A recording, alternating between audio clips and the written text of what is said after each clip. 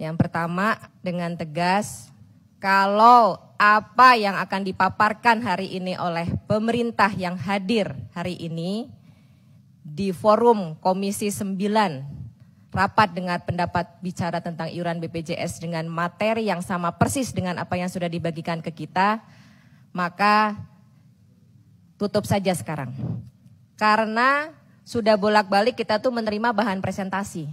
Kita nggak sedang mau ujian disertasi, kita juga nggak sedang mau kuliah, udah selesai perkuliahan kita, ya, udah lulus.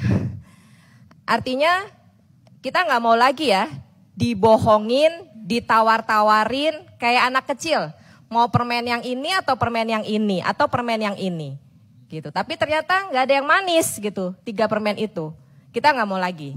Jadi semua paparan yang sudah dikirim kami sudah baca. Kecuali punya BPJS Kesehatan baru kami baca hari ini karena baru dikirimkan sampai di meja kami pada saat kami menjelang rapat.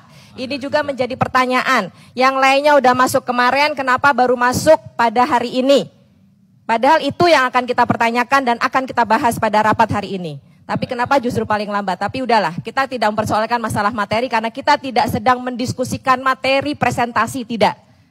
Jadi kalau apa yang akan disampaikan oleh Pak Menteri atau Pak Dirut hanya sekitar putaran bahan presentasi, kita sudah khatam.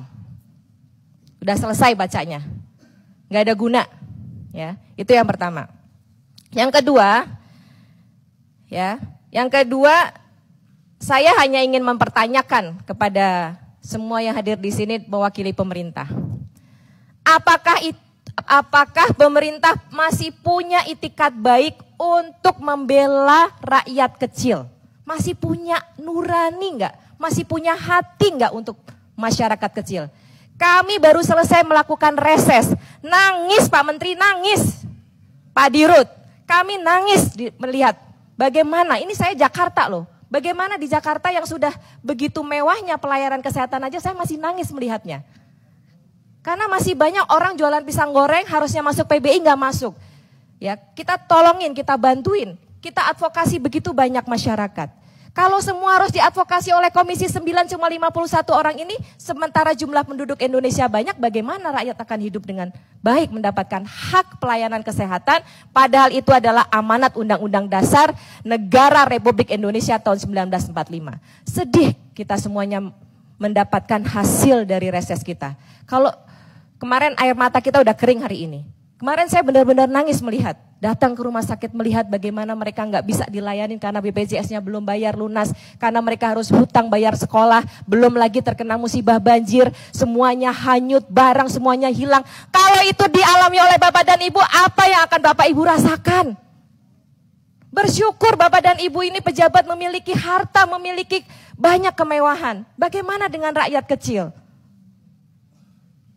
Hanya untuk mendapatkan sedikit saja uang dari APBN, uang mereka juga karena mereka juga punya hak di situ. Kenapa begitu susah?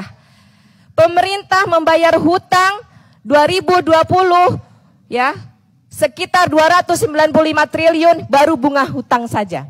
Belum pokok utangnya sekitar 350 sekian triliun. Mampu membayar hutang. Kenapa membayar defisit nggak mampu?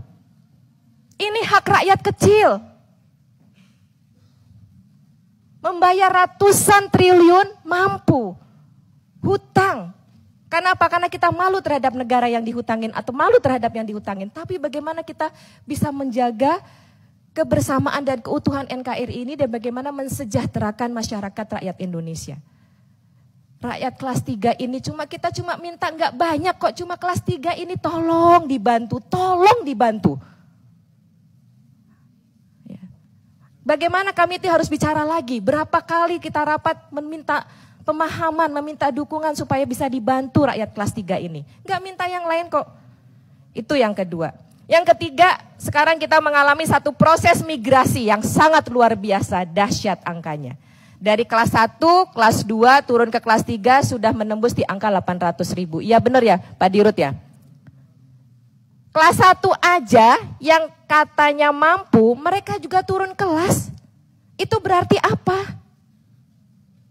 Kenapa nggak mereka bertahan di kelas 1? Kalau memang mereka mampu, mereka pindah dan sekarang sudah menembus di atas 800.000 angka migrasi ini. Apakah defisit akan selesai? Nggak akan. Hanya akan menambah benang ruwet dari masalah defisit BPJS ini. Maka kami yang terakhir, pimpinan, melengkapi dari apa yang sudah disampaikan oleh teman-teman sebelumnya, saya juga sama dengan teman-teman sebelumnya. Kalau rapat hari ini tidak ada keputusan apapun juga, tutup saja sekarang. Dan saya juga saat ini saya mohon pamit dari ruangan ini. Terima kasih. Assalamualaikum warahmatullahi wabarakatuh.